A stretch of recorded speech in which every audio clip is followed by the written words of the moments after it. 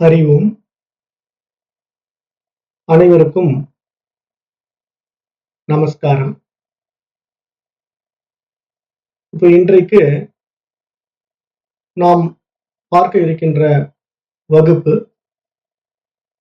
அனைத்தையும் அறியும் அறிவு. இப்ப இந்த அனைத்தையும் அறியும் அறிவு அப்படிங்கிறத திருமந்திரமும் பேசுது. எல்லாம் அறியும் அறிவு அப்படின்னு திருமந்திரம் பேசுது. எல்லா மகான்களும் இதைத்தான் சொல்றதுக்கு வராங்க. அப்போ நம்ம இங்க அறிவு அப்படின்னு பார்க்கும்போது படைக்கப்பட்ட உயிரினங்களினுடைய இன்றியமையாத ஒரு இயல்பு என்று பார்க்கிறோம். அதாவது அந்த உயிரினங்களுடைய அறிவு நிலைகள் படைக்கப்பட்ட பல்வேறு உயிரினங்களின் உடல் அமைப்புகளை பொறுத்து அவைகள் வெளிப்படும் போது ஜட பொருட்களை தவிர உயிர் பொருட்கள்ல அந்த அறிவு வெளிப்படும் போது தாவரங்கள்ல ஒரு அறிவு தொடங்கி மனிதனிடத்துல 6 அறிவு வரைக்கும் பல்வேறு பரிமாணங்களில இந்த அறிவு பரிணாம வளர்ச்சி அடைவதை நம்மால பார்க்க முடியுது. அப்போ அறிவு என்பது படைக்கப்பட்ட ஜீவராசிகளிலேயே மனிதனிடத்தில் தான் மிகவும் மேம்பட்ட 6ஆம் அறிவு பரிமாணத்துக்குள்ள வந்திருக்கிற மிக மிக முக்கியமான ஒரு சிறப்பு என்று பார்க்க முடிகிறது. அந்த சிறப்பின் காரணமாகத்தான் இங்க மனிதன் இந்த உலகத்தை புரிந்து கொள்ளவும் இந்த உலக வாழ்க்கையிலே வெற்றி பெறவும் முடிகின்றது. இப்ப இந்த பார்க்க இருக்கின்ற இந்த அறிவு புற அறிவு, அக அறிவு அப்படின்னு 2 விதமான அறிவு நிலைகள்ல நம்ம இடத்துல இருக்கின்றது. இப்ப நம்ம வெளியிருந்து விசை சுகங்களாக ஏற்றிக்கொள்கின்ற எண்ணங்களால் எழுந்த அறிவு புற அறிவு. இப்ப இந்த புற அறிவுங்கிறது இப்ப நம்ம ஒவ்வொரு விஷயத்தையும் இது இது இன்னது என்று மற்றவர்கள் சொல்ல கேட்டு அவைகளை நம்ம சிந்தனா சக்தியில புத்தி சக்தியில பகுத்து பிரித்து பார்த்து அதை நம்முடைய சித்தத்திலே சேகரித்து வைத்துக் கொள்கிறோம் இல்லையா? இந்த அறிவுக்கு பேர் புற அறிவு. இந்த புற அறிவு மூலமா தான் நம்ம படிப்பெல்லாம் படிக்கிறோம், கல்வி எல்லாம் படிக்கிறோம், நிறைய மொழிகள் கத்துக்கிறோம், மொழிகள் பேசிக்கிறோம். அப்ப இந்த உலகம் அப்படிங்கிற ஒரு மிகப்பெரிய விஷயம் நமக்கு எப்படி புரிய வருது அப்படின்னா, மற்றவர்களால் நமக்கு ஏற்றி வைக்கப்பட்ட எண்ணங்கள் என்ற ஒட்டுமொத்த மனதின் தொகுப்பு தான் இங்க இந்த உலகமாக நமக்கு விரிகின்றது. இதை நம்ம புற அறிவு அப்படின்னு நம்ம பார்க்கிறோம். ஆனா இந்த புற அறிவை பார்க்கின்ற நாம் இந்த எல்லாவற்றையும் அறிகின்ற அந்த தூய அறிவு நமக்கு ஆதாரமாக இருப்பதை நம்ம மறந்து விட்டோம். ஏன்னா நாம ஒரு விஷயத்தை தெரிஞ்சுக்கணும் அப்படின்னா அதை தெரிஞ்சுக்கிறதுக்கான ஒரு அறிவு நம்ம கிட்ட ஏற்கனவே இருந்தா மட்டும்தான் அது இது இது இன்னது என்று நம்மளால பகுத்து பிரித்து தெரிந்து கொள்ள முடியும். இப்ப அதை எப்படி நம்ம புரிஞ்சுக்கலாம் அப்படின்னா, நம்ம இப்ப பிறந்த குழந்தையா இருக்கிறோம், ஒரு விவரமும் இல்லாம இருக்கிறோம். அப்போ நம்ம தாத்தா வராங்க, பாட்டி வராங்க நம்மளை பாக்குறதுக்கு. அப்ப அம்மா என்ன சொல்றாங்க, பாரு இதுதான் தாத்தா, இதுதான் பாட்டி, நான் தான் அம்மா, இதுதான் அப்பா அப்படின்னு சொல்லி தராங்க இல்லையா? அப்ப நம்ம ஒண்ணுமே விவரம் தெரியாம இருந்தப்போ நமக்கு இது இது இன்னது என்று காட்டி நமக்கு புரிய வைக்க முயற்சி செய்கிறார்கள் பெரியவர்கள். அப்போ நாம அதுல இது தாத்தா, இது பாட்டி, இது அப்பா, இது அம்மா அப்படின்னு அவங்க சொல்லும் போது புரிந்து கொள்கின்ற ஒரு அறிவு நம்ம இடத்துல இருக்கு பாத்தீங்களா? அதுதான் அக அறிவு. இதுதான் ரொம்ப முக்கியமான அறிவு. இந்த அறிவு இல்லாட்டி நீங்க வெளியே எந்த அறிவையும் பெற முடியாது. அந்த உள்ள இருக்கிற அக அறிவு மட்டும்தான் நமக்கு புற அறிவுங்கிறத இது இது இன்னது என்று காட்டி கொடுக்குது. அப்ப நமக்குள்ள ஏற்கனவே இயல்பாவே நம்ம இடத்துல ஒரு அறிவு இருக்கு இல்லையா? அதுதான் அனைத்தையும் அறியும் அறிவு அப்படின்னு இங்க சாஸ்திரம் சொல்லுது. அப்ப இங்க எல்லாவற்றையும் அறிகின்ற அறிவு தான் நம்ம இடத்துல எப்பொழுதும் இருக்கின்றது. அது இருப்பதினால்தான் நாம் எல்லாவற்றையும் அறிகின்றோம். வெளிய புறத்துல பல விசை சுகங்களாக பல கல்விகள் மூலமாக உள்வாங்கிக் கொள்கிறோம். அப்ப நம்ம இடத்துல எல்லாவற்றையும் அறிகின்ற அனைத்தையும் அறிகின்ற அறிவு அந்த பேரறிவின் அம்சம், அந்த எல்லையற்ற பரமனின் ஒரு பேராற்றல் அப்படின்னு நம்ம பார்க்கிறோம். அதை சாஸ்திரம் பேசும்போது சித்து என்று சொல்கிறது. அந்த சத்து என்ற இருப்பினிடத்திலே வெளிப்பட்ட சித்து தான் இங்க வந்து இந்த உலகமாக பிரகாசித்துக் கொண்டிருக்கிறது.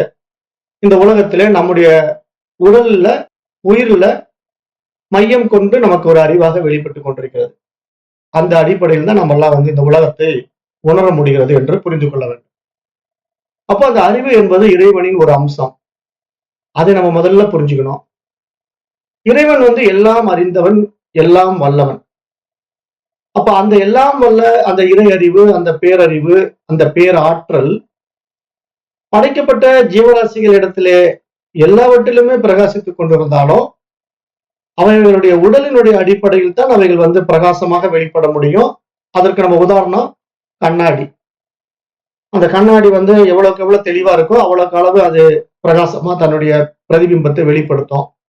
அந்த கண்ணாடியில எவ்வளவுக்கு எவ்வளவு அழுக்குகள் இருக்கோ அவ்வளவுக்கு அவ்வளவு அது பிரதிபிம்பத்தை சரியாக வெளிப்படுத்தாது. இது நமக்கு எப்படி புரியுதோ அது மாதிரிதான் இங்க மனிதனிடத்தில் இருக்கின்ற மனசு. இந்த மனம் எந்த அளவுக்கு தூய்மையாக இருக்கோ அந்த அளவுக்கு அந்த தூய அறிவை வந்து முழுமையாக பிரகாசிக்கும். இந்த மனமானது எந்த அளவுக்கு அழுக்குகளால் சேகரிக்கப்பட்டிருக்கோ அந்த அளவுக்கு அந்த தூய அறிவை பிரகாசிக்க முடியாமல் தடுக்கப்படுகிறது என்று சாஸ்திரங்கள் சுட்டிக்காட்டுது. அப்ப அந்த அடிப்படையில் தான் இங்க ஜீவராசிகள் எல்லாம் வந்து ஒரு அறிவுல தொடங்கி புலன்கள் அடிப்படையில முன்னேற்றம் அடைந்தாலும் கூட, இப்ப ஒரு அறிவு தாவரத்துக்கு வந்து தொடு உணர்வு இருக்கு, புழு பூச்சிகளுக்கு 2 அறிவு இருக்கு. இது மாதிரி ஜீவராசிகள் எல்லாம் படிப்படியா பரிணாம வளர்ச்சியை அடைந்து வந்திருந்தாலும் கூட மனிதனிடத்திலேதான் 5 புலன்களும் இருக்கு. 5 விதமான புலன்கள் இருக்கு. பார்ப்பது, கேட்பது, சுவைப்பது, நுகர்வது அப்படின்னு நம்ம கிட்ட 5 விதமான புலன்கள் இருந்தாலும் இதெல்லாம் அறிகின்ற அறிவாக நம்ம இடத்திலே மனம் பிரகாசித்துக் கொண்டிருந்தாலும் அந்த மனமானது எந்த அளவுக்கு தூய்மையாக இருக்கிறதோ அதை பொறுத்துதான் அந்த அறிவானது நம்ம இடத்துல வெளிப்பட்டு இன்னும் வெளிச்சமாக பிரகாசிக்க முடியும் என்ற ஒரு ஆழமான உண்மையை தான் இங்க சாஸ்திரம் எல்லோருக்கும் சுட்டிக்காட்டுது. அப்ப நாம வந்து வெளியிருந்து வாங்கி கொண்டிருக்கிற விசேஷ சுகங்கள் வந்து எண்ணங்களால் எழுந்த அறிவு. அது வந்து மனதிலிருந்து உருவாகின்ற அறிவு. அப்ப மனம் என்பது ஒரு அறிவினுடைய இருப்பிடம். அதாவது நம் புறத்திலே இருந்து சேகரித்து வைத்துக் கொண்ட ஏராளமான விசேஷ சுகங்களினுடைய தொகுப்பு தானே மனசு. மனம் என்பது எண்ணங்களின் தொகுப்பு. அப்ப இங்க ஏற்றி வைக்கப்பட்ட எண்ணங்களுக்கு ஏற்றவாறு நம்முடைய ஒவ்வொருத்தருடைய செயல்பாடும் செயல்முறையும் இருக்கும். நம்ம எப்படிப்பட்ட எண்ணங்களை உள்வாங்கி வச்சிருக்கோமோ அப்படிப்பட்ட வாழ்க்கையை நம்ம வாழ்ந்து கொண்டிருப்போம். அதுதான் மனம் போல் வாழ்வு அப்படின்னு பெரியவங்க சொல்லுவாங்க. எண்ணம் போல் வாழ்க்கை என்று சொல்லுவாங்க. அதெல்லாம் நம்முடைய மனசு எப்படி இருக்கோ அப்படித்தான் நம்முடைய வாழ்க்கை.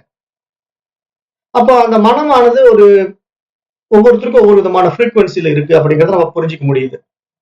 தமிழ்ல சொல்லணும்னா ஒரு அலைவரிசையில இருக்கு. அப்போ அந்த அலைவரிசையினுடைய தன்மையை பொறுத்து தான் அது அவரவர்களிடத்திலே வெளிப்பட்டு காணப்படும். அப்ப யார் இடத்துல வந்து இந்த அலைவரிசையானது அமைதியை நோக்கி போகுதோ அப்பொழுதுதான் அந்த தூய அறிவு நம்ம இடத்துல பிரகாசிக்க தொடங்கும். ஏன்னா இந்த புற அறிவாக நம்ம ஏற்றி வைத்துக் கொண்ட எண்ணங்கள் எல்லாம் என்ன பண்ணுதுன்னா புலன்களுடைய அடிப்படையில நம்மளை வந்து எப்பொழுதும் வெளியே வச்சுக்கிட்டு இருக்கோம், விசேஷ சுகங்கள்லயே வச்சுட்டு இருக்கோம். ஏன்னா இந்த புலன்களுடைய சுபாவம் என்ன அப்படின்னு பாத்தீங்கன்னா வெளியே பார்க்கறது மட்டும்தான். இப்ப நீங்க கண்ணை திறந்தீங்கன்னா வெளியே காட்சிகளை பார்க்கலாம், காதை விரிச்சீங்கன்னா நீங்க வெளியிருந்து வரக்கூடிய விசேஷ சுகங்களை கேட்கலாம், மூக்கும் அப்படிதான் வெளியிருந்து வரக்கூடிய மனங்களை நுகரலாம், நாக்கும் அப்படிதான் வெளியிருந்து கொடுக்கக்கூடிய சுவைகளை சுவைக்கலாம். அப்ப இப்ப பார்த்தோம்னா நம்ம இடத்துல புலன்கள் எல்லாமே நம்மள என்ன பண்ணோம், வெளி விஷயங்கள்லயே வச்சுக்கிட்டு இருக்கோம்.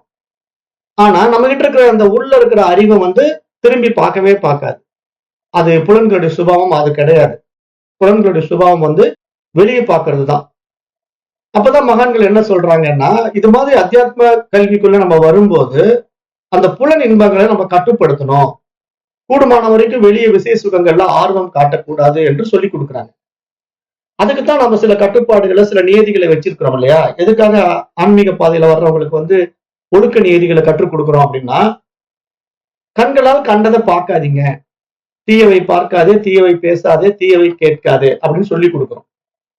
ஏன்னா அந்த தீயவை பார்க்கும் போது மனசு அதுல போய் சிக்கிக்கும், தீயவை கேட்கும் போது அதுல ஒரு நாட்டம் வந்துடும். அப்ப இது மாதிரி வெளி விஷயங்கள்ல புலன்கள் அடிப்படையில நம்ம வெளியே பார்க்க ஆரம்பிக்க நம்முடைய மனசானது புறவிருத்திகள்லயே இருக்குமே தவிர நமக்குள்ள இருக்கிற அந்த தூய அறிவை ஆன்மாவை உணரவே உணராது என்ற ஒரு மிக உயரிய விஷயத்தை மகான்கள் நமக்கு சொல்லி புரிய வைக்கிறாங்க. அப்ப அந்த நிலை நமக்கு எப்போ உண்டாகும் அப்படின்னா, இந்த புற விஷயங்களால் ஏற்றி வைக்கப்பட்ட எண்ணங்களுடைய அலைவரிசைய நம்ம பெரும்பாலும் குறைத்து அமைதி நிலைக்கு நாம உயர வேண்டும். மனசை வந்து அந்த அமைதித்தன்மைக்கு கொண்டு போக மட்டும்தான் நம்ம இடத்துல அந்த தூய அறிவானது வெளிப்பட்டு பிரகாசிக்க முடியும் என்று சான்றோர்கள், ஞானிகள் அவர்களுடைய அனுபவ உண்மைகளை நம்மிடத்திலே பல்வேறு நூல்களின் வாயிலாக பகிர்ந்து கொள்கிறார். அப்ப இங்க நம்ம படைக்கப்பட்ட ஜீவராசிகள் எல்லாம் பாத்தீங்கன்னா, ஜடப்பொருள்கள் எல்லாம் பாத்தீங்கன்னா கல்லு, மண்ணு அப்படின்னு நிறைய விஷயங்கள் கிடக்குது. ஆனா அந்த ஜடப்பொருட்களுக்குள்ள அணுவுக்குள்ள அணுவாய் நிறைய விஷயங்கள் இருக்கு இல்லையா? ஒரு கல்லை எடுத்து நம்ம பொடி பொடியா பண்ணி மண் துகள்களாக மாற்றினாலும், அந்த மண் துகள்களையும் நம்ம ரொம்ப நுண்ணிய துகள்களாக மாற்றி, அது கண்ணுக்கே தெரியாத தூசு மாதிரி மாறின பிறகு கூட நீங்க அதை எடுத்து ஒரு எலக்ட்ரானிக் நுண்ணோக்கி வழியா பாத்தீங்கன்னா, ஒரு நுண்ணோக்கியில நீங்க அதை பார்க்கும்போது அதுக்குள்ள வந்து எலக்ட்ரான், புரோட்டான், நியூட்ரான் அப்படின்ட்டு அணுக்கள் இருக்கும். அதனுடைய சுற்றுப்பாதை இயங்கிக் கொண்டிருக்கும். அப்ப இங்க பொருள், ஜடப்பொருள் கூட ஒரு இயக்கத்தில் இருக்கு.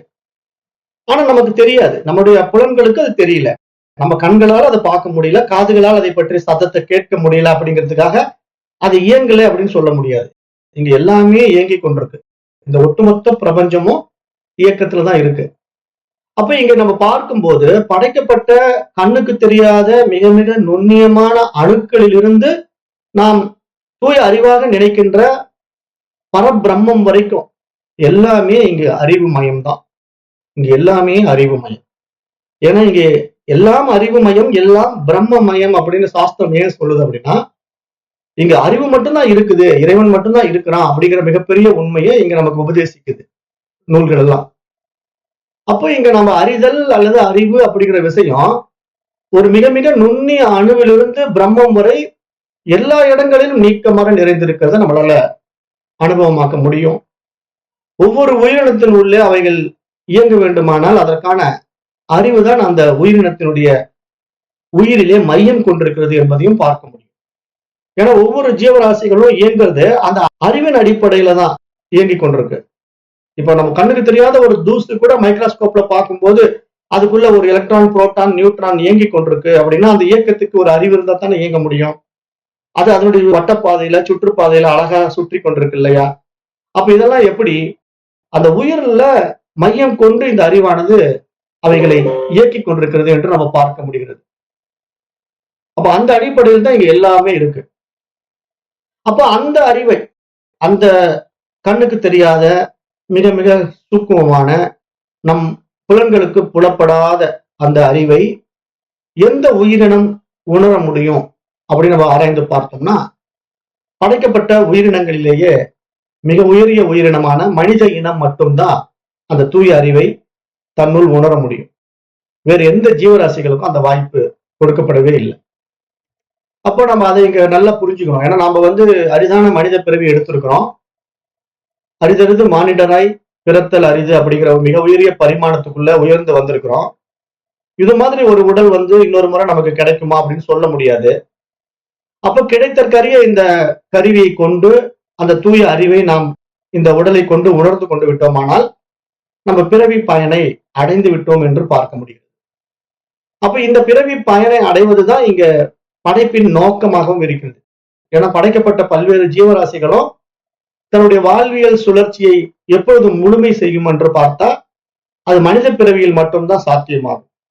ஒரு தாவரம் வந்து தன்னுடைய வாழ்நாளை வந்து தாவரத்தோடு முடித்துக் கொள்வதில்லை. அது மீண்டும் மீண்டும் பல்வேறு பிறவிகளுக்கு உட்பட்டு புழு பூச்சிகளாக பிறந்து பறவைகள், பாம்புகள், பல்லிகள், அப்புறம் மிருகங்கள் என்று மாறி மாறி பிறவிகள் எடுத்து 84 லட்சம் யோனிகளிலே பல்வேறு பரிமாணங்களிலே பயணம் பண்ணி இறுதியாக மனிதன் என்ற ஒரு நிலைப்பாட்டுக்குள்ள வரும்போது மட்டும்தான் இந்த மகத்தான அறிவை கொண்டு மனிதன் தன்னை யார் என்று விசாரித்து விவேகத்தினால விழித்துக் கொள்ளுகின்ற பொழுது அவன் பிறவா பெருநிலையை அடைகின்றான் என்று மகான்களும் ஞானிகளும் வேதங்களும் பேசுகின்றன. அப்ப அதைத்தான் நாம் இங்க புரிஞ்சுக்கணும். ஏன்னா அரிதான பிறவி மனித பிறவி. இந்த மனித பிறவியில் மட்டும்தான் மகத்தான அறிவை அனுபவமாக்க முடியும் என்று சாஸ்திரங்கள் சொல்லுகிறது. அப்ப நாம நினைச்சுக்கிட்டு இருக்கிற இந்த அறிவு வந்து அந்த மகத்தான அறிவா அப்படின்னா இல்ல. இப்ப நாம வந்து வெளியிருந்து வச்சிருக்கிற விசேஷ சுகங்கள் எல்லாம் வந்து புற அறிவு. நமக்கு வந்து விஞ்ஞான அறிவு இருக்கு. இது அறிவியல், இது வேதியியல் அப்படின்ட்டு நம்ம வந்து புற விஷயங்கள்னால நிறைய விஷயங்கள் தெரிஞ்சு வச்சிருக்கோம். இப்ப புவியியல் சார்ந்த ஒரு பாடத்தை நம்ம படிக்கிறோம் அப்படின்னா இந்த புவியினுடைய அமைப்பு நமக்கு தெரியும். இந்தியா எங்க இருக்குது, அமெரிக்கா எங்க இருக்கு, நிலப்பரப்பு எவ்வளவு, நீர்ப்பரப்பு எவ்வளவு, அப்படிங்கிற ஒரு புவியியல் சார்ந்த அறிவு நம்ம இடத்துல இருக்கலாமே தவிர, இந்த புவியியல் அறிவு வந்து ஒரு முழுமை பெற்ற அறிவா அப்படின்னு பார்த்தா முழுமை பெற்ற அறிவு கிடையாது. ஏன்னா இந்த அறிவுக்கு ஒரு எல்லை இல்லைல்ல, அப்படியே படிச்சுக்கிட்டே இருக்கலாம். ஏன்னா விஞ்ஞான வளர்ச்சி வந்து புதிய புதிய கண்டுபிடிப்புகளை கண்டுபிடிச்சுக்கிட்டே இருக்கும். அப்புறம் அந்த நவீன தொழில்நுட்பங்களை கொண்டு இன்னும் சில புதிய கண்டுபிடிப்புகளை கொண்டு வந்து காட்டும். அப்ப இந்த அறிவு இப்படியே போய்கிட்டே இருக்கும். இது வந்து ஒரு முழுமை பெற்ற அறிவாக இருக்க முடியாது. இந்த புற அறிவானது வெளி விசேஷ சுகங்களை விரும்பி மனம் போகின்ற வரைக்கும் நிறைய விசேஷ சுகங்களை உள்வாங்கிக் கொண்டே இருக்கலாம். அதை தெரிந்து கொண்டே இருக்கலாம், கற்றுக்கொண்டே இருக்கலாம். அந்த கல்விக்கு ஒரு முடிவு கிடையாது. என்றால் கற்றது கைமண் அளவு, கல்லாதது உலக அளவு அப்படின்னு ஔவையார் சொன்ன மாதிரி சும்மா நம்ம கற்றுக்கொண்டே இருக்க வேண்டியதுதான். ஆனா அந்த கற்றல் என்ற ஒரு நிலைப்பாடு வந்து முழுமை பெறாது. ஏனென்றால் புற அறிவு அப்படித்தான். வெளி விஷயங்களை நோக்கி நம்மளை ஈர்த்து கொண்டே இருக்கும், விசேஷ சுகங்களை மாட்ட வச்சுக்கிட்டே இருக்கும். அப்ப இதுக்கு ஒரு முடிவுங்கிறது கிடையாது. படிக்கிறவங்களும் அப்படிதான். இப்ப நம்ம வந்து ஒரு புதிய கல்வி முறை வந்தா உடனே அதுக்கு நம்ம மாத்திக்கிறோம் இல்லையா? இப்ப நாமெல்லாம் படிக்கும்போது பாத்தீங்கன்னா பிஎஸ்சி, பிகாம், பிஏ அப்படிங்கிற எஜுகேஷன் எல்லாம் இருந்தது. அப்புறம் இப்ப பலடைவில் அது மாற்றமாய் என்ன வந்தது, எம்பிஏ, பிஇ, சிஇ அப்படி இப்படி நிறைய புது புது கல்விகள் எல்லாம் வர ஆரம்பிச்சது. அப்ப என்ன, தொழில்நுட்பங்கள் மாறுது, சமுதாயத்துக்கு சில அடிப்படை தேவைகள் அதிகமாகுது. அப்ப அது சார்ந்த கல்வி தேவைப்படுது. அப்புறம் இப்ப கம்ப்யூட்டர் சயின்ஸ் எல்லாம் வந்துருச்சு. கம்ப்யூட்டர் வந்த உடனே கம்ப்யூட்டர் சம்பந்தப்பட்ட அறிவு தேவைப்படுது. ஆகவே கம்ப்யூட்டர் சம்பந்தப்பட்ட அறிவை நம்ம படிக்கிறோம். அந்த கம்ப்யூட்டர் அறிவிலும் ஒரு எல்லை இல்லை, அதுவும் எல்லை இல்லாம போயிட்டு இருக்கு. அப்ப அப்படி பார்க்கும்போது இதுக்கெல்லாம் ஒரு முடிவுங்கிறது என்றைக்கும் வரவே வராது. இது அப்படியே மாறிக்கொண்டே இருக்கும். இந்த மாற்றம் ஒன்றே மாறாதது அப்படின்னு சொல்றது மாதிரி இந்த உலகத்துல ஏகப்பட்ட விசேஷ சுகங்களை நம்ம தெரிந்து கொண்டே இருக்கலாம். இதற்கு வந்து ஒரு பிறவி பத்தாது. 1000 பிறவி எடுத்தாலும் இதை நிறைவு செய்ய முடியாது. ஏனென்றால் இங்கு காலங்கள் மாற மாற மாற்றங்கள் மாறிக்கொண்டே இருக்கும். மாற்றங்களுக்கு ஏற்ப நம்முடைய மனதும் அதற்கான ஆசைகள்ல போகும்.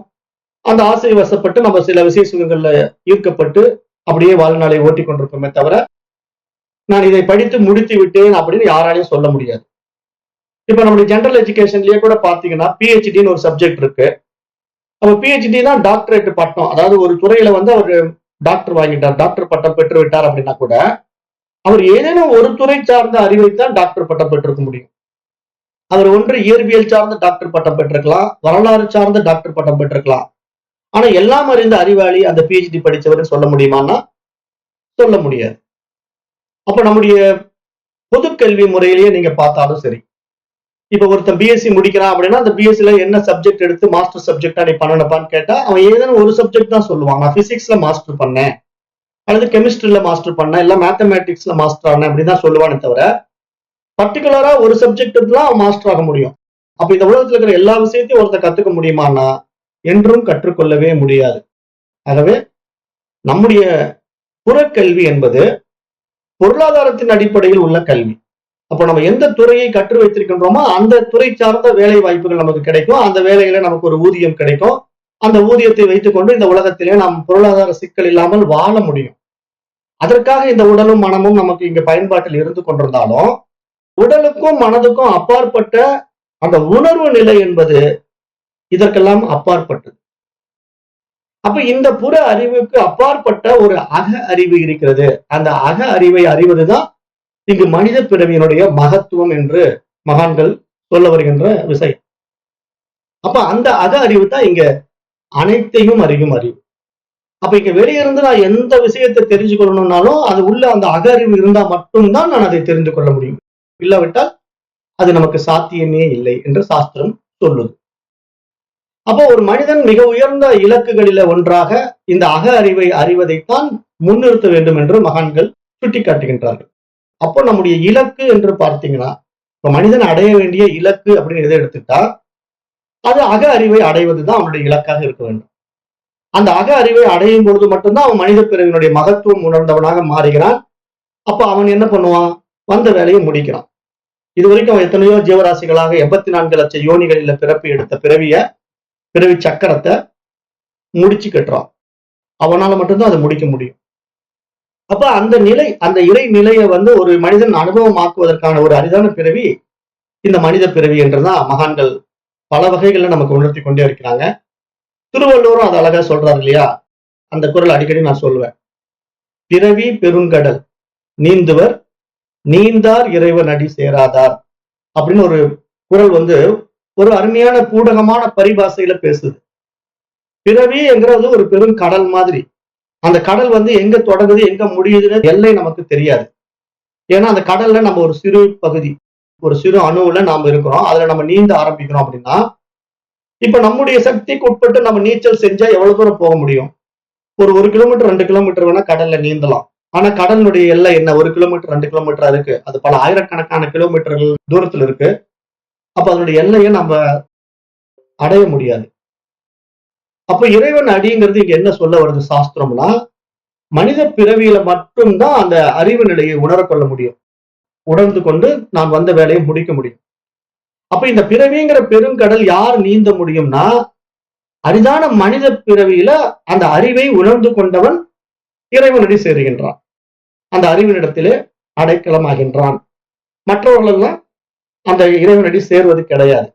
அவர்கள் மீண்டும் இந்த பிறவி கடலுக்குள்ளேயே நீந்திக்கிட்டு இருப்பாங்க, இல்லைன்னா மூழ்கி இறந்து விடுவார்கள். அடுத்த ஒரு உடம்பு எடுத்து வந்து திருப்பி நீச்சல் கத்துக்கிட்டு நீந்திக்கிட்டு இருக்க வேண்டியதுதான். ஒண்ணும் செய்ய முடியாதுங்கிறத வெளிப்படையாவே சாஸ்திரம் சொல்லிக்கிட்டு இருக்கு. அப்ப நாம் இங்க புறநாட்டங்களை குறைத்துக் கொண்டு அகநாட்டங்களை நாட வேண்டும் என்று இங்கு மகான்கள் நமக்கு அறிவுறுத்துகின்றார்கள் என்று பார்க்க முடிகிறது. அப்போ மனதை நம்ம உள்ளே திருப்பி அதன் மையத்தில் உள்ள அறிவை உணர்ந்தால் மட்டும்தான் அவன் எல்லாம் அறிந்தவனாக மாறிவிடுகின்றான் என்று மகத்தான சாஸ்திரங்கள் இங்கு நமக்கு சுட்டிக்காட்டுது. அதுல நாம வந்து நம்முடைய பண்டைய நூல்கள்ல தொல்காப்பியம் வந்து இந்த அறிவு பரிமாணத்தையும் அருமையா நமக்கு விளக்கம் கொடுக்குது. அதாவது அறிவு என்பது இறைவனுடைய அம்சமாக இருந்தாலும், மனம் என்பது அந்த அறிவினுடைய இருப்பிடமாக இருந்தாலும், அந்த மனதினுடைய அறிவு பரிமாணம் என்பது பல்வேறு உயிரினங்களின் பரிணாம வளர்ச்சியில் அடங்கி இருக்கிறது என்பதை புரிந்து கொள்வதற்கான ஒரு அருமையான பாடல் வந்து தொல்காப்பியம்ல இருக்கு. ஒன்றறிவதுவே உற்றறிவதுவே, இரண்டறிவதுவே அதனோடு நாவே, மூன்றறிவதுவே அவற்றோடு மூக்கே, நான்கறிவதுவே அவற்றோடு கண்ணே, ஐந்தறிவதுவே அவற்றோடு செவியே, ஆறறிவதுவே அவற்றோடு மனனே, நேரிது உணர்ந்தோர் நெருபடித்தினரே அப்படின்னு தொல்காப்பியம் இந்த 5 புலன்களையும் யார் ஒருவன் சரியாக உணர்ந்து கொள்கின்றானோ, அதிலே 6ஆம் அறிவாகின்ற மனதை யார் ஒருவன் நெறிப்படுத்துகின்றானோ அவன்தான் வந்த வேலையை முடிக்கின்றான், பிறவி பெருங்கடலை கடக்கின்றான் என்று சாஸ்திரம் பல ஆயிரக்கணக்கான நூற்றாண்டுகளுக்கு முன்னாடியே நமக்கு அறிவுறுத்துது. அதை தொல்காப்பியமும் அழகாக பேசுது. இதுலயே வந்து திருமூலர் தன்னுடைய திருமந்திரத்துல இன்னும் ஒரு படி மேல போய் சொல்றார். அவர் என்ன சொல்ல வர்றார் அப்படின்னா, திருமந்திரம் என்ன சொல்லுது? உற்றறிவு 5ம் உணர்ந்த அறிவு 6 7ம் கற்ற அறிவு 8ம் கலந்த அறிவு 9ம் பற்றிய 10ம் பலவகை நாளிகை அற்றறியாது அழிகின்றவாறே அப்படின்னு ஒரு அருமையான திருமந்திர பாடல் நமக்கு இங்க விளக்குது. இப்ப 5 அறிவு அப்படிங்கிறது நமக்கு எந்த அடிப்படையில் இருக்கு? புலன்களுடைய அடிப்படையில் இருக்கு. கண்கள், காதுகள், மூக்கு, நாக்கு அப்படிங்கிற நம்ம இடத்துல புலன்கள் அடிப்படையில தான் ஒரு 5 விதமான அறிவுகள் நம்ம இடத்துல இருக்கு. ஆனா இந்த புலன்களிலேயே குறைபாடு உள்ள மனிதர்கள் இருக்கிறார்கள் இல்லையா? கண் இல்லாம பிறக்கிறான், காது கேட்காம பிறக்கிறான், வாய் பேச முடியாம பிறக்கிறான். அப்ப இதெல்லாம் ஊனம். அதாவது உடம்பிலே உண்டான அந்த ஊனம் என்று சொல்கிறோம். அந்த ஊனம் என்பது எந்த அடிப்படையில உண்டாகுது? புலன்கள் அடிப்படையில அந்த ஊனம் உண்டாகி விடுகிறது. அப்ப இந்த ஊனமுள்ள மனிதன் வந்து சில விஷய சுகங்களை அவனால அனுபவமாக்க முடியாமல் போய்விடுகிறது. உதாரணத்துக்கு இப்ப கண் இல்லாம ஒருத்தர் பிறக்கிறான் அப்படின்னா அவனுக்கு காட்சி இல்ல. அப்ப காட்சி இல்லாத போது அவனுக்கு இந்த உலகம் எப்படி இருக்கும்? ஒன்றும் தெரியாது. அவனுக்கு நிறங்கள் தெரியுமா? தெரியாது. இங்க பசுமையான நிறம் எப்படி இருக்கும், வெண்மையான நிறம் எப்படி இருக்கும், அந்த புல்வெளிகள் எல்லாம் பச்சை பசேல்னு செழிப்பாக வளர்ந்திருக்கின்ற அந்த பசுமை நிறத்தை அவன் அனுபவமாக்க முடியுமா? ஆகாயத்தில் இருக்கின்ற நீல வர்ணத்தை அவன் அனுபவமாக்க முடியுமான்னா கண் இல்லாதவனால முடியாது. அப்ப அந்த புலன்கள் அப்படிங்கிறது எவ்வளவு ஒரு முக்கியமான விஷயமா இருக்கு பாருங்களேன். மனிதனுடைய படைப்புல இந்த 5 புலன்கள் வந்து ஒரு அரிதான விஷயமாக கொடுக்கப்பட்டிருக்கு. ஏன்னா மனிதன் தான் இந்த 5 புலன்களுக்கும் அப்பாற்பட்ட மனம் என்ற ஒரு 6வது பரிமாணத்துல மேல்நிலைக்கு வந்திருக்கிறதுனாலதான் அவனை மனிதன் என்று சொல்றோம். அந்த மனம்ங்கிற அடிப்படையில தான் அவனுக்கு மனிதன் என்ற பெயர் வந்தது. இல்லைன்னா மிருகங்கள் வரைக்கும் 5 புலன்கள் இருக்கு. மனிதனுக்கும் 5 புலன்கள் இருக்கு. மிருகங்கள் என்ன ஏதாவது எக்ஸ்ட்ரா சென்ஸ் ஏதாவது வச்சிருக்கானா? இல்ல, அதுவும் அதே 5 புலன்கள் தான் வச்சிருக்கு. நாமும் அதே 5 புலன்கள் தான் வச்சிருக்கோம். மிருகங்கள் இடத்துலயும் மனசு இருக்கு, நம்ம இடத்துலயும் மனசு இருக்கு. ஆனா நம்ம இடத்துல இருக்கின்ற மனதை மட்டும் நம்ம ஏன் 6ஆம் அறிவுன்னு சொல்றோம்? மிருகங்கள் இடத்துல இருக்கின்ற மனதை நம்ம ஏன் 6ஆம் அறிவு என்று சொல்வது கிடையாது அப்படின்னு பாத்தீங்கன்னா, மிருகங்களுக்கு அந்த நல்லது கெட்டது என்று பகுத்தறியக்கூடிய அளவுல அந்த பரிணாம வளர்ச்சி அடையல. மனசானது என்ன நடந்திருக்குன்னா, அந்த பரிணாமத்துல இன்னும் மேல்நிலைக்கு உயர வேண்டிய நிலை இருக்குது. அந்த இன்னும் மேல்நிலைக்கு உயர வேண்டிய நிலை எதன் அடிப்படையில் இருக்கு அப்படின்னு நீங்க ஆராய்ந்து பார்த்தீங்கன்னா, அது உடலின் அடிப்படையில் இருக்குங்கிறது தான் இங்க மிக மிக ஆழமான உண்மை. ஏன்னா 5 புலன்கள் இருக்கிற மிருகங்களுக்கும் மனசு இருந்தாலும் அது நன்மை தீமைகளை பகுத்தறிய முடியாத அவல நிலையில் இருப்பதற்கு காரணம், அதனிடத்துல ஒரு முக்கியமான உறுப்பு இல்ல. அதுதான் பீனியல் கிளாண்ட்.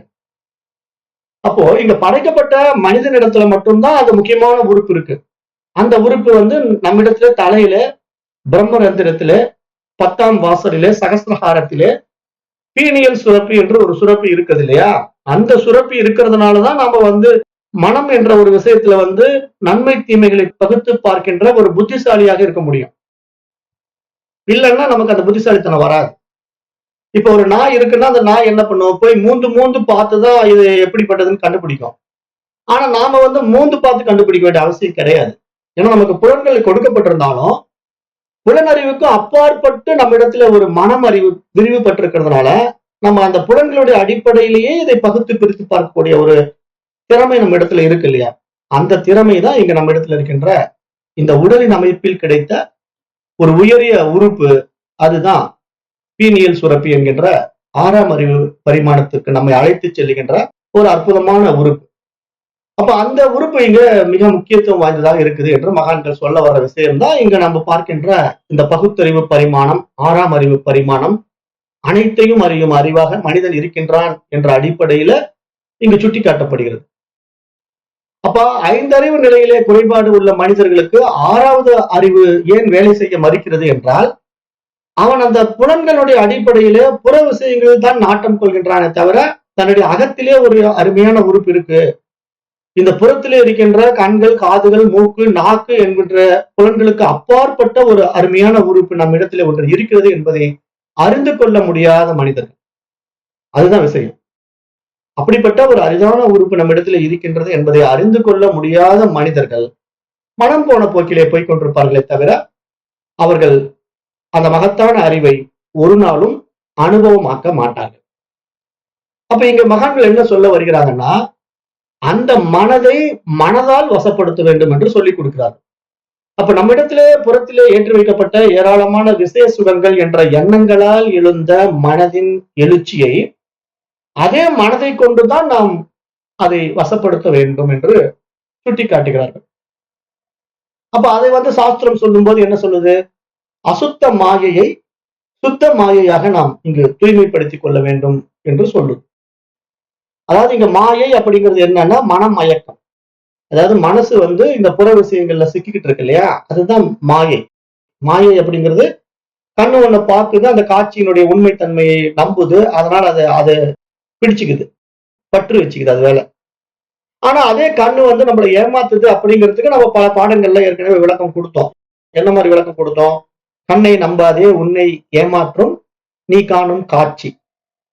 அப்ப கண்ணை நம்பாதே, உன்னை ஏமாற்றும் நீ காணும் காட்சி அப்படிங்கிறதுக்கு எது உதாரணமா எடுத்துக்கிட்டோம் அப்படின்னா காணல் நீர்.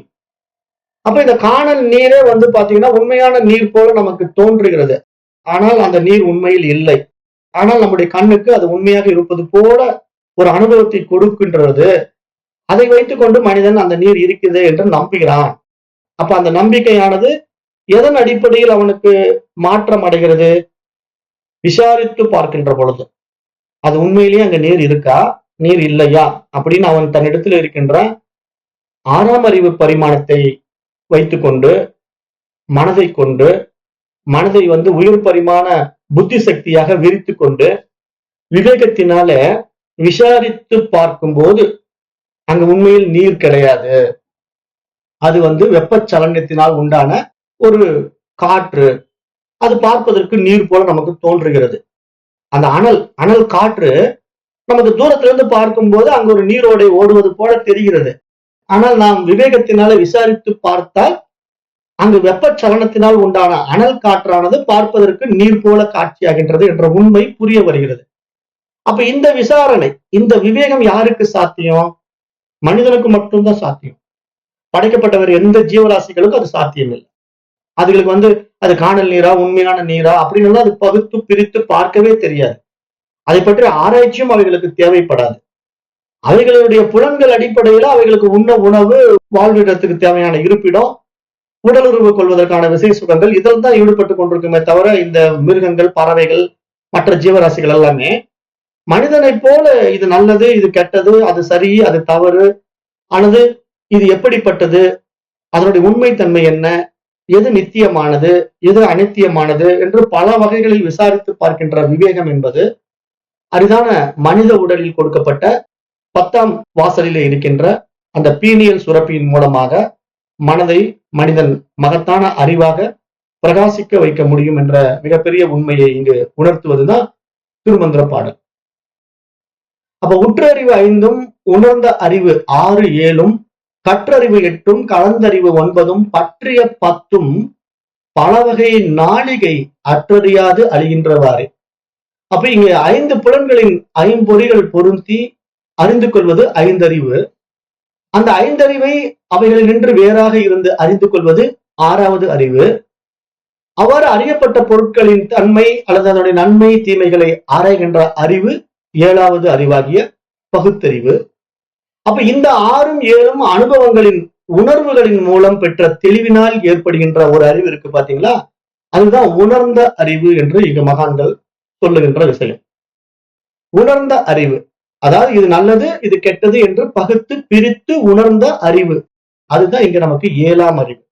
6ஆம் அறிவு என்ற அறிவு பகுத்தறிவு பரிமாணத்துடைய உயர்நிலைக்கு வந்திருந்தாலும், எல்லா மனிதர்களுக்கும் நன்மை தீமைகளை பகுத்தறிகின்ற திறன் இருந்தாலும், எத்தனை பேர் அதை நடைமுறையில் ஏற்றுக்கொள்கிறார்கள், அதனுடைய முக்கியத்துவம் கொடுக்கின்றார்கள் என்று பார்த்தா ஒரு சிலர் தான் கொடுப்பாங்க.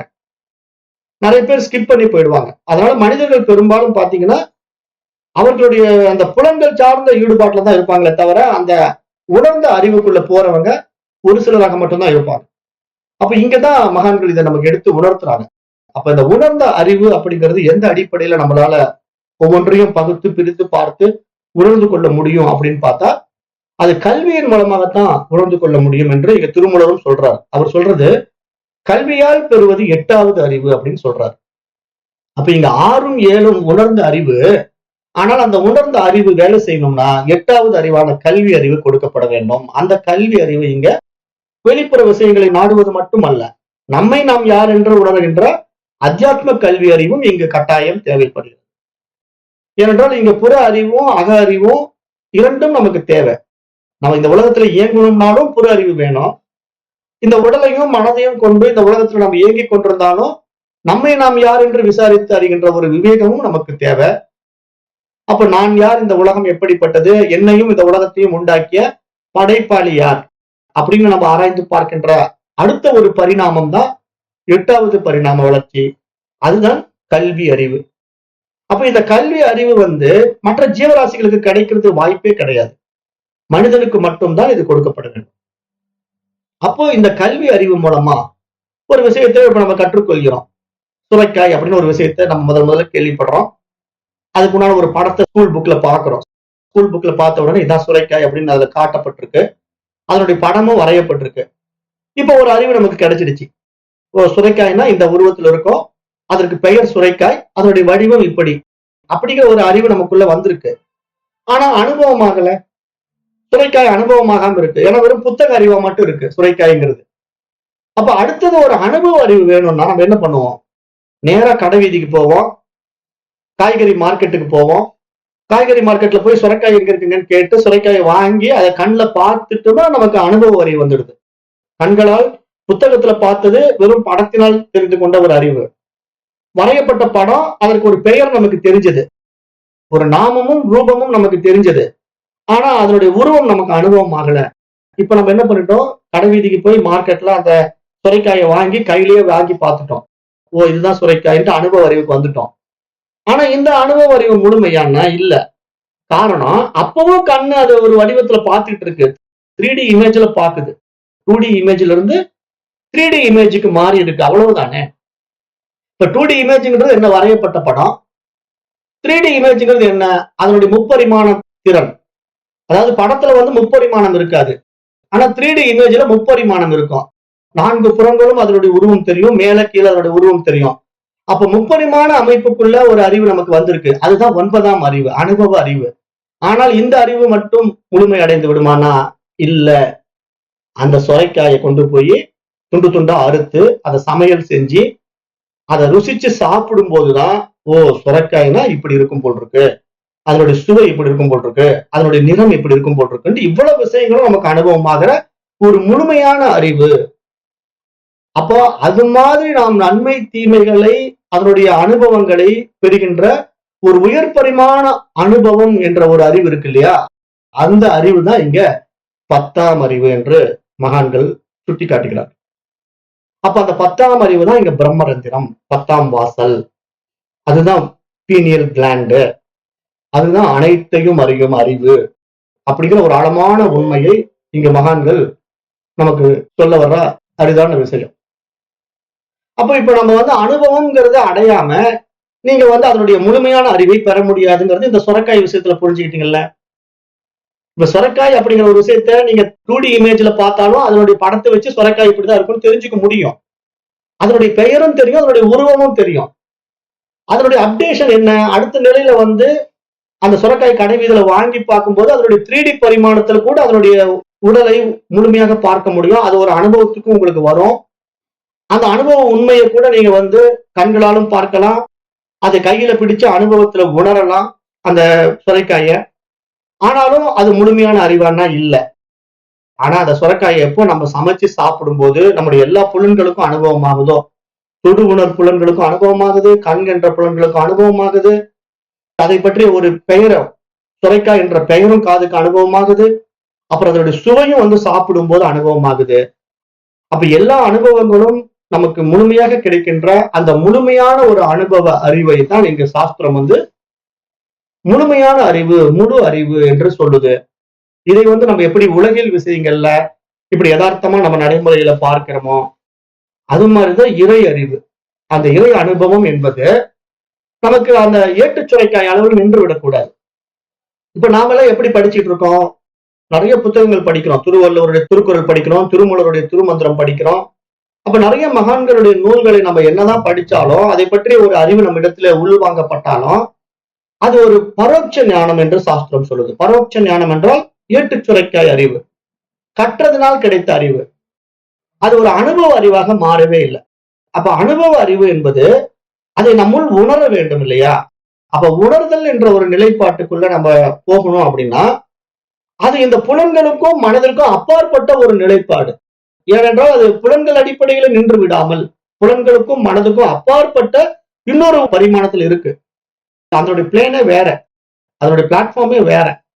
அப்ப அந்த லெவல் அது இருந்து கொண்டு அங்கிருந்து அது அனுபவமாக வேண்டிய ஒரு விஷயத்த நம்ம சாதாரண இந்த புலன்கள் மூலமா பிடிச்சிட முடியுமா, மனதின் மூலமா பிடிச்சிட முடியுமான்னா முடியாது என்றுதான் இங்க மகான்கள் சொல்றாங்க. அப்ப அந்த 9வது அறிவுக்கும் அப்பாற்பட்ட 10ஆம் அறிவு பரிமாணத்துக்குள்ள நம்ம பயணம் பண்ணும் பொழுதுதான் இங்க இறைவன் யார், இந்த உலகம் எப்படிப்பட்டது, அதனுடைய அனுபவம் எப்படி இருக்கும் அப்படிங்கிறதெல்லாம் நமக்கு கிடைக்க வருகிறது. இதை சாஸ்திரம் வந்து பதிஞானம் என்று பேசுகிறது. சைவ சித்தாந்தம் இதை வந்து பதிஞானம் என்று சொல்லும். அதாவது பசு பதி பாசம் என்று பேசுறோம் இல்லையா, அந்த பசு பதி பாசம் என்ற 3 விஷயத்தை பேசுகின்ற சாஸ்திரங்கள்ல பதி என்றால் இறைவன் என்று அர்த்தம். அப்ப அது இறைவனுடைய ஞானம், அதுதான் இறை ஞானம், அதுதான் 10ஆம் அறிவு என்று இங்க மகான்களால் விளக்கப்படுகிறது. அப்ப 5 புலன்களின் மூலமாக அறிந்து உணர்ந்து தெளிந்து பெறுகின்ற ஒரு அறிவு இருக்கு இல்லையா, அது 6ஆம் அறிவு. அந்த 6ஆம் அறிவின் மூலமாகவே ஆன்மாவை நோக்கி அல்லது மற்ற உண்மைகளை நோக்கி நாம் முன்னேற முயற்சி எடுக்கின்றோம். அப்ப மற்ற ஜீவராசிகளுக்கு இந்த வாய்ப்பு இல்லை. ஆனா மனிதனாகிய நம்மிடத்திலே கொடுக்கப்பட்ட 6ஆம் அறிவு பரிமாணத்தின் மூலமா நம்ம என்ன பண்றோம், இதற்கும் மேலான ஏதேனும் ஒரு அறிவு பரிமாணம் இருக்கிறது, அதையும் நான் அறிந்து கொள்ள வேண்டும். அப்பொழுதுதான் என்னுடைய வாழ்க்கையினுடைய முழுமைத்தன்மையை நான் முடிக்க முடியும் என்ற அந்த பயண பாதை, அந்த பரிணாம வளர்ச்சி நிறைவு பெற வேண்டுமானால் எங்கு தொடங்கிய பரிணாம வளர்ச்சி? ஜடப்பொருள்களாக கல்லு மண்ணாக கிடந்த நிலையில தன்னை யார் என்று அறிய முடியாத ஒரு அவல நிலையில இருந்த அந்த பரிணாமம் ஒரு அறிவு தாவரத்துக்குள்ள வரும்போது தொடு உணர்வு என்ற ஒரே ஒரு உணர்வை கொண்டு ஒரு அறிவில் அது பிரகாசித்துக் கொண்டு இருந்தாலும், அதனுடைய அடுத்த பரிமாண நிலைகள்ல புழு பூச்சிகள், ஊர்வன, பறவைகள், மிருகங்கள், மனிதன் என்ற நிலையில படிப்படியாக பரிணாம வளர்ச்சி மிக உயரிய நிலையை நோக்கி முன்னேறி வந்திருந்தாலும், அதிலே மனிதன் மட்டுமே தன்னிடத்தில் இருக்கின்ற அந்த புத்தி சக்தியை கொண்டு நல்லது கெட்டதை பகுத்து பிரித்து பார்க்கின்ற 7ஆம் அறிவு பரிமாணத்துக்குள்ளே வந்திருந்தாலும் அது போதாது. ஏனென்றால் அதை பற்றி ஒரு ஞானம் நமக்கு தேவை. ஆகவே அதற்கான கல்வியை நாம் கற்றுக்கொள்ள வேண்டும். அதுவே 8ஆம் அறிவு. அப்ப 8ஆம் அறிவின் மூலமாக நாம் கற்றுக்கொண்ட கல்வியின் வாயிலாக இந்த அத்தியாத்ம ஞான கல்வி நமக்கு கொடுக்கின்ற உபதேசத்தின் மூலமாக தத்துவமசி என்ற ஒரு மகா வாக்கிய உபதேசம் நமக்கு உள்வாங்கப்படும் பொழுது, நீ அதுவாகவே இருக்கின்றாய் என்ற ஒரு ஆழமான சாஸ்திர வாக்கியம் நமக்கு அனுபவமாக வேண்டுமானால், அந்த வார்த்தை என்ன? தத்துவமசி, நீ அதுவாகவே இருக்கின்றாய் என்ற ஒரு மகா வாக்கியம் நமக்கு அனுபவமாக வேண்டுமானால், அதற்கு அடுத்த பரிணாமம் 7ஆம் அறிவுக்குள்ளிருந்து 8ஆம் அறிவு என்ற கல்வி அறிவையும் தாண்டிய அனுபவ அறிவான 9ஆம் அறிவு நமக்கு தேவைப்படுகிறது. அப்ப 9ஆம் அறிவோடு முழுமை அடைந்து விடுமானா, அந்த 9ஆம் அறிவு கூட ஒரு குறிப்பிட்ட அனுபவங்களை மட்டும் அடையக்கூடியதாக இருக்கிறது. அதையும் தாண்டி முழுமையான எல்லா அனுபவங்களும் நமக்கு நிகழ வேண்டும். புலன்களுக்கும் அனுபவம் நிகழணும், புலன்களை கடந்த மனதுக்கும் அனுபவம் நிகழும், அப்புறம் புலன்களுக்கும் மனதுக்கும் அப்பாற்பட்ட ஒரு பேர் அனுபவம் நமக்கு உண்டாகும். அந்த அனுபவம் தான் 10ஆம் அறிவு. அப்ப இந்த 10ஆம் அறிவு நிலைக்கு வந்தா மட்டும்தான் நமக்கு இந்த பரிணாமம் முழுமை அடைகிறது, முடிவுறுகிறது. இதுதான் பாயிண்ட். இது யாருக்கெல்லாம் புரியலையோ, இந்த பரிணாம வளர்ச்சியில யாரெல்லாம் முழுமை அடைய விரும்பலையோ, அவர்கள் மீண்டும் மீண்டும் இந்த பிறவி சக்கரத்தில் சுற்றி கொண்டே இருப்பார்கள். ஏனென்றால் அவர்களுடைய பரிணாமம் முழுமை அடையவில்லை, முடிவடையவில்லை என்ற ஆழமான உண்மை இங்கு உணரப்பட வேண்டும். ஏன்னா நம்ம பல பிறவிகள்ல வந்திருக்கோம். புல்லாய், புழுவாய், பல் மிருகமாய், பறவையாய், பாம்பாய், மனிதராய், தேவராய் என்று பல்வேறு பரிணாமங்கள்ல நம்ம பயணம் பண்ணியிருக்கோம். ஆனாலும் முழுமை அடைந்தோமா? இல்லை இல்லையா? 84 லட்சம் யோனியில நம்ம பயணம் பண்ணி மனிதனாக வந்து விட்டால் முழுமை அடைந்து விட்டான் என்று சொல்ல முடியாது. அந்த மனித உடல் என்ற மகத்தான கருவியையும் மனிதனிடத்திலே கொடுக்கப்பட்ட மனதையும் கொண்டு அவன் இன்னும் உயர் பரிமாண அறிவை நோக்கி முன்னேற வேண்டும். அப்ப உயர் பரிமாண அறிவை நோக்கி அவன் முன்னேறுவதற்கான ஒரு அருமையான உபகரணம் இந்த உடலும் மனமும். அப்ப இந்த உடலையும் மனதையும் கொண்டு மனிதன் தன்னுடைய முயற்சியை விடாமுயற்சியாக தினசரி வாழ்க்கையிலே நடைமுறைப்படுத்தும் போது மட்டும்தான் இந்த மகத்தான மனித பிறவியினுடைய மகத்துவம் அவனுக்கு முழுமை அடையும். அப்பொழுது மட்டும்தான் மனிதன் அந்த 10ஆம் அறிவை தன்னுள் அனுபவமாக்கும் போது தான் வந்த வேலையை நிறைவு செய்கின்றான். அவன் மட்டும்தான் மீண்டும் இந்த பிறவி சக்கரத்துக்குள்ள வரமாட்டான். பிறவி பெருங்கடலை நீந்தி விட்டான், கடந்து விட்டான் என்று சாஸ்திரம் சொல்ல வர்ற ஆழமான விஷயம். அப்ப இதை எல்லா ஞானிகளும் சொல்றாங்க. அப்ப நாம என்ன புரிஞ்சுக்கணும்? நாம குழந்தையாக இருந்து எல்லாம் தெரிஞ்சுக்க முடியுமான்னா முடியாது.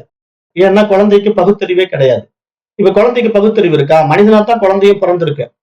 மனிதனாக வந்து விட்டால் மட்டும் போதுமானா முடியாதுன்னு சொல்றோம். ஏன் சொல்றோம் அப்படின்னா, இப்ப ஒரு குழந்தையும் மனிதன் தான், ஆனா அதுக்கு நல்லது கெட்டது தெரியாது. அது என்ன பண்ணும்? சாப்பாட்டுலயும் போய் கை வைக்கும், ஆயில் போன பிறகு அந்த ஆயிலையும் போய் கை வைக்கும். டாய்லெட் தான் போயிருக்கோம், அது டாய்லெட்னு தெரியாது.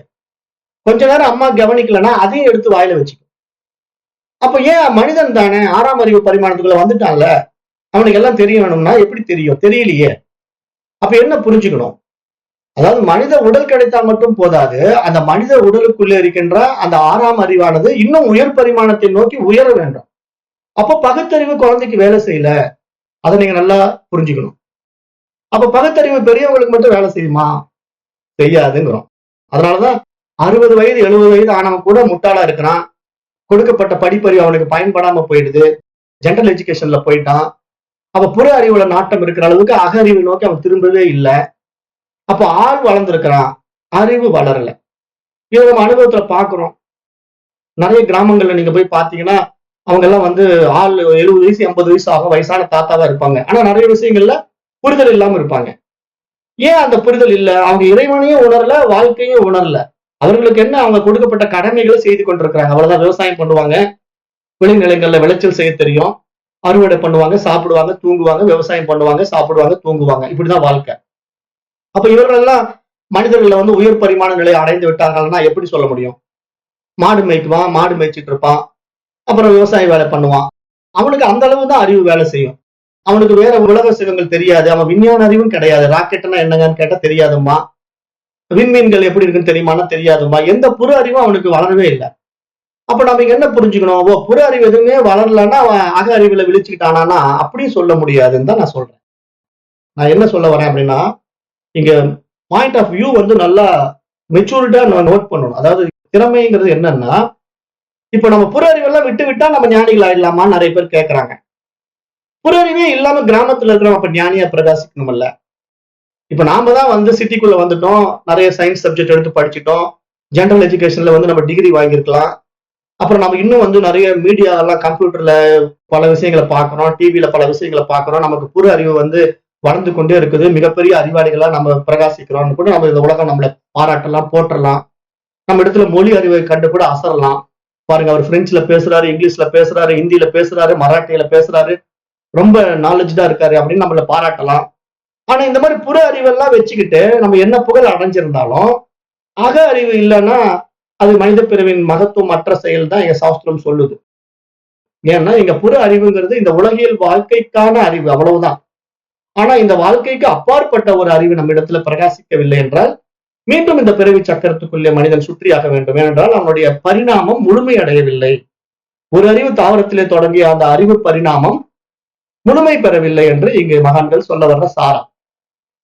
அப்ப அந்த அறிவு பரிணாமம் என்பது என்னன்னா, அந்த 10ஆம் வாசல், அந்த 10ஆம் அறிவு விழித்துக் கொள்ளும் போது மட்டும்தான் அவனுக்கு எல்லாம் தெரியும். அனைத்தையும் அறியும் அறிவாக அந்த இறை அறிவு, அந்த பரமனுடைய அந்த பேரறிவு நம்ம இடத்துல வெளிப்பட்டு பிரகாசிக்கும் போது நம்முடைய சொரூபத்துல நாம் ஆனந்தமாக இருக்க முடியும்.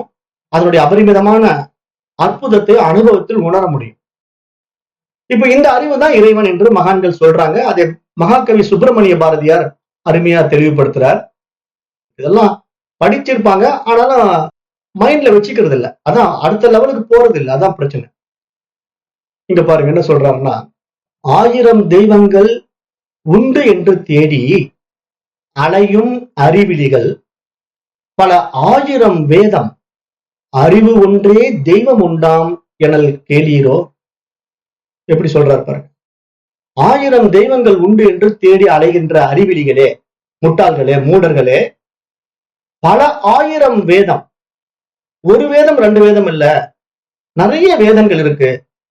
இஸ்லாத்துல வேதம் இருக்கு, கிறிஸ்டியானிட்டியில வேதம் இருக்கு, இந்துவுல வேதம் இருக்கு, சமணத்துல வேதம் இருக்கு, சாங்கியத்துல வேதம் இருக்கு. வேதம் என்பது ஒவ்வொரு மதம் சார்ந்த விஷயங்கள். அப்போ அந்த வேதம் என்ற விஷயம் எவ்வளவு இருக்கு? 1000 வேதம். அறிவு ஒன்றே தெய்வம் உண்டாம். அறிவு ஒன்று மட்டும்தான் தெய்வம் என்று சொல்கிறதே, அதை கேட்டீர்களா? பாரதியார் பாடுறாரு, 1000 வேதம் அறிவு ஒன்றே தெய்வம் உண்டாம் எனல் கேளீரோ. மாடனை காடனை வேடனை போற்றி மயங்கும் மதியிலிகால் எதனோடும் நின்று ஓங்கும் அறிவு ஒன்றே தெய்வம் என்று ஓதி அறிவீரோ. அடுத்த லைன்ல சொல்றாரு, மாடனை காடனை வேடனை எல்லாம் தெய்வமா போற்றி கொண்டிருக்கிறீர்களே, ஏதோ உருவத்தை வச்சுக்கிட்டீங்க, யாரையோ தெய்வமாக்கிட்டீங்க. மாடனை குலதெய்வங்கிறீங்க, வேடனை குலதெய்வங்கிறீங்க, காடனை தெய்வம்ங்கிறீங்க, எதையோ தெய்வம் என்று சொல்கிறீர்களே. இவ்வாறு மாடனை காடனை வேடனை போற்றி மயங்கும் மதியிலிகாங்கிறாரு. சாதாரண ஆளுன்னு கூட சொல்லல, மயங்கி கிடக்குறீங்களே மதியற்றவர்களே. எதனோடும் நின்று ஓங்கும், எல்லாவற்றிலும் ஊடுருவி இருக்கின்ற, எல்லாவற்றிலும் நின்று ஓங்குகின்ற அறிவு ஒன்றே தெய்வம் என்று ஓதி அறியீரோ. படிச்சாவது தெரிஞ்சுக்கிறீங்களா? அதுவும் இல்லை. வருத்தப்படுறாரு மகாகவி சுப்பிரமணிய பாரதியார், வருத்தப்படுறாரு. அப்ப இதெல்லாம் நீங்க படிச்சு பிடிச்சுக்கிட்டு இறைவன் இறைவன் ஓடிக்கொண்டிருக்கிறீர்களே, அட்லீஸ்ட் படிச்சாவது தெரிஞ்சுக்குங்க. நின்று ஓங்கும் அறிவு ஒன்றே தெய்வம் என்று ஓதி அறிவீரோ அப்படின்னு கேட்டுட்டு அடுத்த லைன்ல பாடுறாரு, சுத்த அறிவே சிவம் என்று கூறும் ஸ்ருதிகள் கேளீரோ. அந்த சுத்த அறிவுதான்ப்பா சிவம். அதைத்தான் வேதங்கள் சொல்கின்றன, ஸ்ருதிகள் சொல்லுகின்றன. அதை கேட்டீர்களா?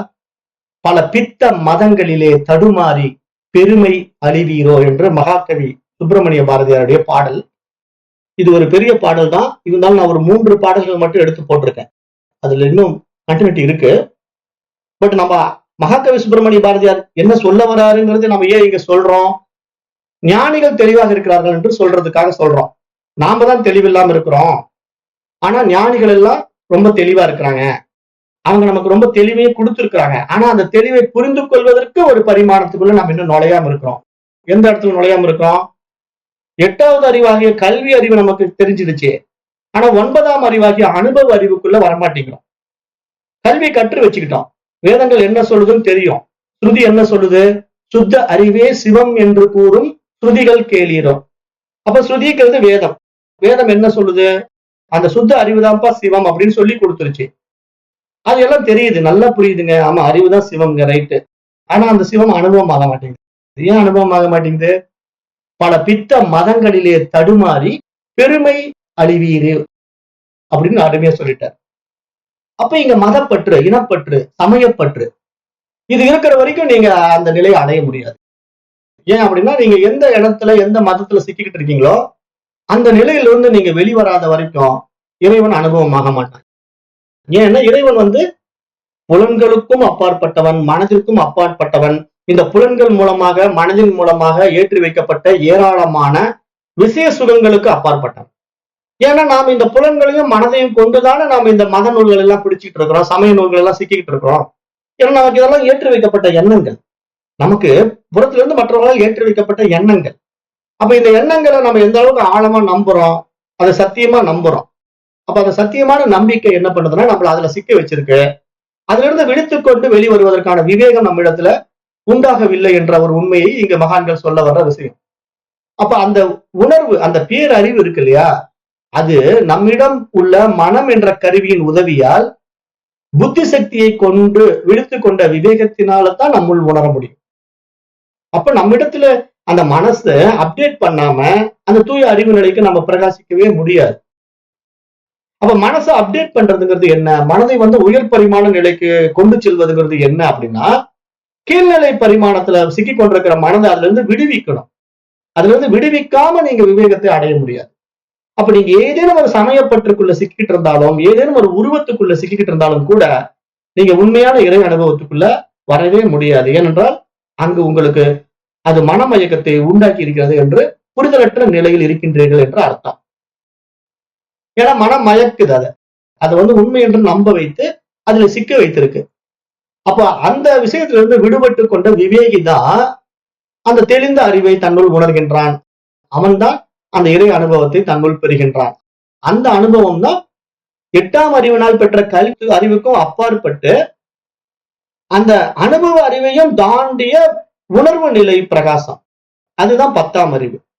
அப்போ இங்க 9ஆம் அறிவுக்கும் 10ஆம் அறிவுக்குள்ள வித்தியாசம் நான் எப்படி உங்களுக்கு புரிய வச்சேன்? சுரைக்காயை வச்சு புரிய வச்சேன். சுரைக்காயில நீங்க 8ஆம் அறிவுல என்ன நினைச்சுக்கிட்டீங்க? இப்படிப்பட்ட படத்துல இருக்கிறது சுரைக்காயின்னு தெரிஞ்சுக்கிட்டீங்க. அது கல்வி அறிவு. அந்த சுரைக்காய்க்கு ஒரு வடிவமும் எப்படி இருக்குங்கிறத நீங்க புரிஞ்சுக்கிட்டீங்க. அது கல்வி அறிவு. அந்த சுரைக்காயினுடைய பெயரும் தெரிஞ்சுக்கிட்டீங்க. ஓ, இப்படி இருந்தா இதுக்கு பேரு சுரைக்காய், இப்படி இருந்தா இதுக்கு பேரு பாவக்காய் அப்படின்னு நீங்க ஒவ்வொரு உருவத்தையும் பார்த்து அதனுடைய வித்தியாசங்களை நன்றா உள்வாங்கிக்கிட்டீங்க. நீங்க மாத்தி சொல்ல மாட்டீங்க. பாவக்காயும் பாவக்காயும் தான் சொல்ல போறீங்க, சுரைக்காயும் தான் சொல்ல போறீங்க. அதுல எந்த சந்தேகமும் இல்லை. காரணம் என்ன? உங்களை நல்ல கல்வி அறிவு தெளிவுபடுத்தி இருக்கு. அந்த கல்வியானது உங்களுக்கு அருமையா உங்களை ஒரு கட்டுப்பாட்டுக்குள்ள கொண்டு வந்திருக்கு. அந்த புரிதல் உங்களிடத்துல இருக்கு. ஆனாலும் அது எல்லாம் எந்த நிலையில் இருக்கு? வெறும் 2D இமேஜினேஷன்ல இருக்கு. மைண்ட்ல படத்தளவுல நிக்குது, பெயரளவுல நிக்குது. அந்த 3D இமேஜினேஷனுக்கு நீங்க அடுத்தது கொண்டு வரதுக்காக என்ன பண்றீங்க? கடை வீதிக்கு போறீங்க, மார்க்கெட்ல போறீங்க, ஒரு சுரைக்காய் கையில வாங்கி பார்க்கும் போது அது 3D இமேஜ்ல கிடைச்சிடுச்சு. சுரைக்காய் படத்துல இருந்த சுரைக்காய் இப்ப லைவா கையில கிடைச்சிடுச்சு. அப்ப கையில பாக்குறீங்க, அதனுடைய உருவத்தை பாக்குறீங்க, அதோட நிறத்தை பாக்குறீங்க. அது ஒரு முழுமை பெற்ற அறிவானா? இல்ல, அது 9ஆம் அறிவு, அனுபவ அறிவு தான். ஆனாலும் அந்த 9ஆம் அறிவு, அந்த அனுபவ அறிவு இன்னும் முழுமையாகவில்லை.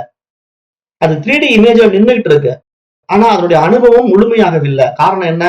அது கண்களால் உணரப்பட்டிருக்கு, கைகளால் உணரப்பட்டிருக்கு, நாக்கினால் சுவைக்கப்படவில்லை, மூக்கினால் நுகரப்படவில்லை. வேணா அதை எடுத்து கொஞ்சம் மூந்து பார்த்தீங்கன்னா கூட அடுத்த அனுபவம் உண்டாகும். ஓ, இதனுடைய ஸ்மெல் இப்படி இருக்கு, சுரக்காய் ஒரு மாதிரி ஸ்மெல் கொடுக்குது, பாவக்காய் ஒரு மாதிரி ஸ்மெல் கொடுக்குதுங்கிறது கூட நீங்க அடுத்த ஒரு பரிமாணத்துக்குள்ள அதை உணர்ந்து கொண்டாலும் இன்னொரு நிலை இருக்கு.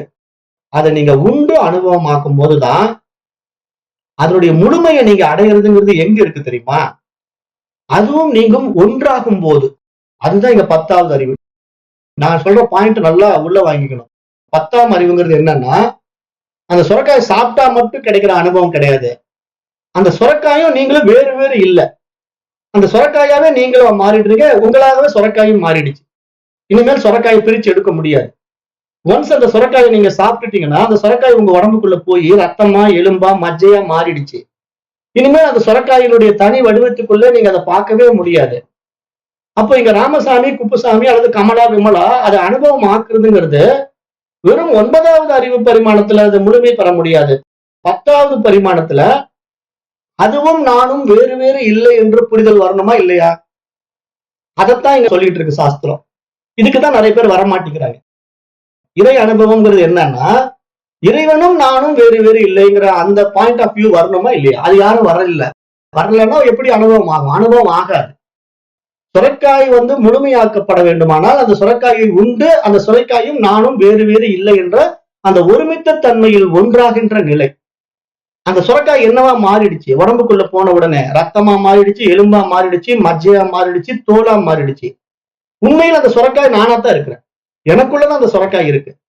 ஆனா இப்ப வடிவம் மாறிடுச்சு. சுரைக்காயினுடைய வடிவம் என்னவா மாறிடுச்சுன்னா உடலாக மாறிவிட்டது, உடலுக்குள்ள இருக்கின்ற உள் உறுப்புகளாக மாறிவிட்டது, உடலுக்குள்ள இருக்கின்ற ரத்தமாக மாறிவிட்டது. அப்ப இவ்வளவு பரிமாணங்கள் பயணம் பண்ணி அது எங்க முழுமை அடைஞ்சிருக்கு? இந்த உடலுக்குள்ள முழுமை அடைஞ்சிருக்கு. அப்ப இது உடல் கடந்த புலன் கடந்த ஒரு அனுபவம் தான் அந்த இறை அனுபவம் என்பது. அப்ப அந்த அனுபவம், அந்த 10ஆம் நிலை என்பது மிகப்பெரிய ஒரு பேரானந்த பெருநிலை. அது எந்த ஒரு கருவி கரணங்களின் துணையுமின்றி தன்னைத்தானே உணர்கின்ற ஒரு பேரறிவு நிலை, பேரானந்த நிலை, சைத்தன்ய நிலை, பிரக்ஞை நிலை என்ற சாஸ்திரம் அதை எடுத்து உபதேசிக்கிறது. அதைதான் வேதம் சொல்லும் போது பிரஜானம் பிரம்மா, அந்த பிரக்ஞையே அந்த உணர்வே இறைவன் என்று உபதேசிக்குது. அதைத்தான் நம்ம ஆத்மா அப்படின்னு சொல்றோம். இன்னும் இதை பற்றிய ஆழமான விஷயங்களை இந்த தொடர் வகுப்புகளில் நாம் காண இருக்கின்றோம்.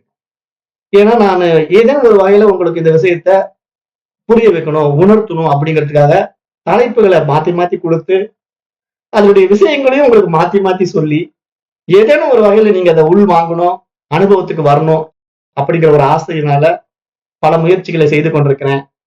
இந்த முயற்சி திருவினை ஆக்குவது அந்த திருவின் கையிலேயே கொடுக்கப்பட்டிருக்கிறது என்று கூறி இன்றைய வகுப்பை நான் நிறைவு செய்கின்றேன். நன்றி. ஓம் தத் சத்.